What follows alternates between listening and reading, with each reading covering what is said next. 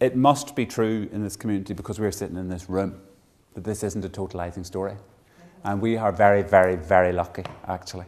And partly, I think, probably to do with wealth and having had the possibility of education and the possibilities of travel. We had our conflict bluntly, at a globally the highest level of income anybody's ever had this conflict at anywhere in the globe. And that doesn't mean you're not poor if you're living in the bauxite. It just means that the overall wealth of this community was higher than it is in Syria, and it's higher than it was in Bosnia, and it's higher. And so what we have is this bizarre conflict in which actually one of the consequences of being in the Western world and them not wanting to get involved was they piled as many resources as they could to contain it into here, some of which were allowed the middle classes or people who got a chance to continue to work. Now, it's hypocritical, and we're lucky. And we're lucky, because the bottom line is it would never Corrymeela continue to exist. I grew up in some kind of bubble here, where essentially it was not destroyed. The main thing was, for me, my place to meet whoever walked through those doors was not destroyed.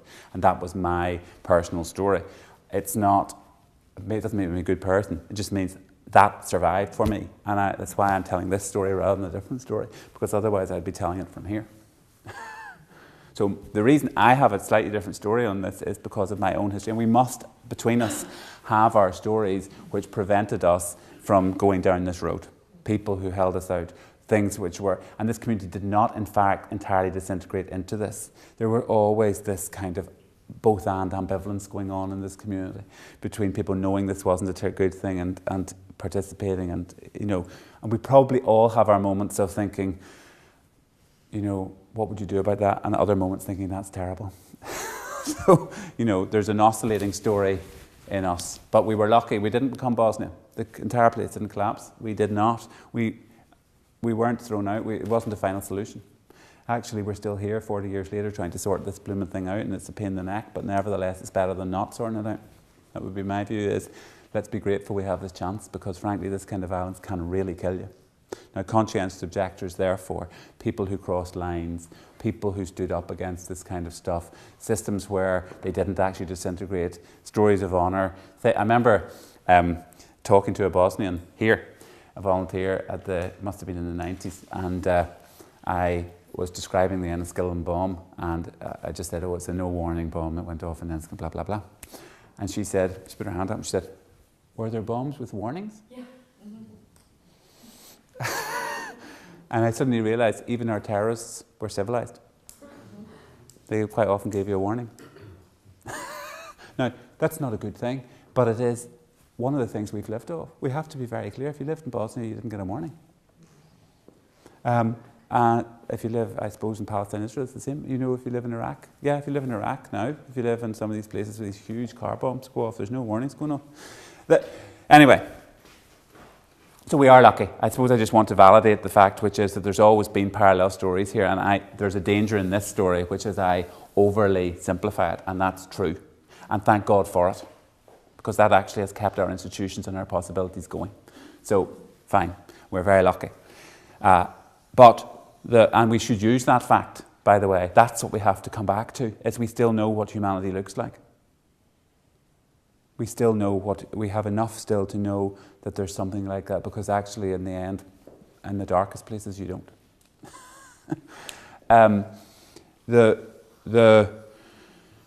So that's history. History is told from that space, and people are telling something which seems to matter, and it is traumatic, and it's passed intergenerationally. Therefore, you don't even need to experience it up front. You experience it in story, or you experience it in... And actually, one of the really interesting things is a lot of people try to keep their kids from it, but they still pick it up. They're still picking it up. This seeps out because it's part of the tension in the house. It's part of what you don't know. It's part of your experience. There's just one more thing I want to talk about here, which is, I think, in terms of ethics, really quite important.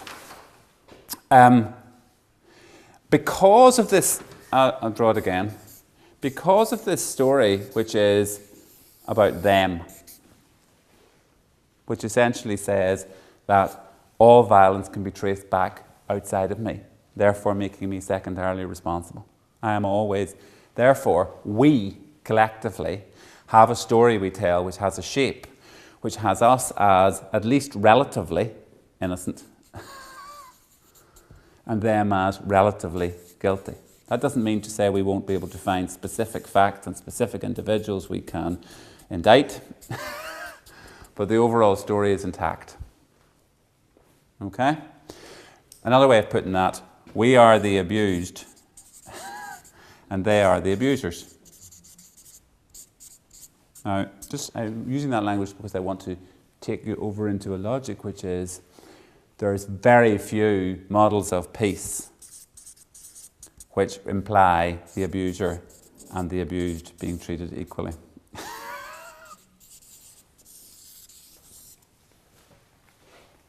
In other words, peace, the only peace between these people that is victory, which is just. Does that make sense? In other words, the drive to justice is to resolve this issue. Because that is not a just outcome. And anybody telling you that you should share with people, this is the profoundly difficult kind of in-the-feet, dissident Jim Alistair myth, which is you have just done a deal with your abuser. You've sold out. That's what the dissidents say. You've just sold out to the Brits and to colonialism and it's all gone. That's what the Jim Alistair's siren dog whistle is. You're in with a they were, you know what they are. They're just terrorist murdering bastards, etc., etc. And that's what they are. And so therefore, and we have to take this very, very seriously, at a profound level, in the context of people who live out of these stories, that accusation is really, really, really tough. You have sold out for a peace which was not victory and therefore is not just. That allegation is unbelievably difficult to defend against for as long as we are here. Because if you're telling your story still as they did this to us, then how is this just? All you can say is it is a pragmatic compromise and it was the best available. Because the alternative was we went on and on. But it doesn't feel like a rival. And it doesn't, while there is a win in the absence of violence, there is a loss in that this is lost forever. Resolving this issue is gone forever. That remains to haunt you. And so what Bernadette McAllister said, this one, abuser plus abused, that if peace means the abuser and the abused is coming together.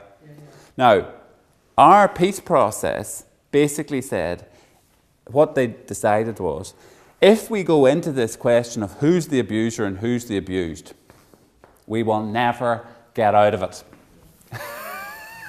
It will go round in a circle forever. Therefore, we'll not say anything about it. We will set it to the side and we will just say it's better now than it was then, which it is. Okay?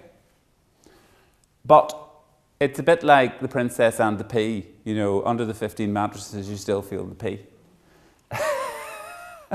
You are...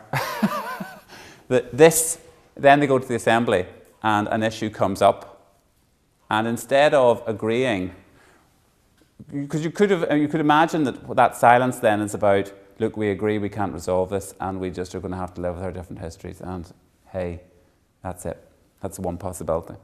But actually what happens in this community is we say that's what we do and then one of these stories appears, then we turn the circle around again and then we put it back up again and say we're not talking about that. So you basically go, so Pat Finucane, oh, get the bastards, that was terrible, blah, blah. OTRs, what? They let those bastards out, move them. So you can see it. I mean, it's almost like clockwork. Kingsmill, that was a disgrace. That was really disgusting what they did there. Yeah. What about the Bloody Sunday, da da da da da. And every one is correct, because what it gives you is a story in which there's a clear abuser and a clear abused. And we like the ones when we're in the right place and they're in the wrong place, and we hate the ones when we're in the right place and they're in the wrong place. That's the rule. You can, if you don't believe me, just watch it, but I've never seen it differently. Cameron actually broke it a little bit with the way that they dealt with it in Bloody Sunday. That was important. Also, some of the things which people have said at times, you know, that should never have happened and so on, those are important gestures, but they still leave this stuff intact. You know, people have said that should not have happened, but only at the margins. For a lot of the victims, they feel that the story still is, you had to die. Your abuse was sad, but you still belong to the abusers. Does that make sense? Now, so, what am I trying to say to you? I'm trying to put in front of you an idea which is, we have come out of a process in which some of this, as in the physical movement of violence, we did recognise, we stopped it. We decided that wasn't a good thing. That there was no alternative, that this wasn't going to win, so we stopped it. But the choice essentially was that if you force us into the question of acknowledging our own past, acknowledging, you know, having to look like the bad guys or accept responsibility, we will not participate any further. So actually, I think between 1998 and 2007, in my view, it gradually just got even more, which was, we'll ask less of them. We'll ask less of them.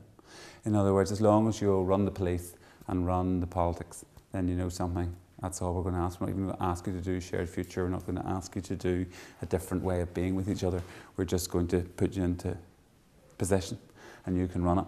And that works.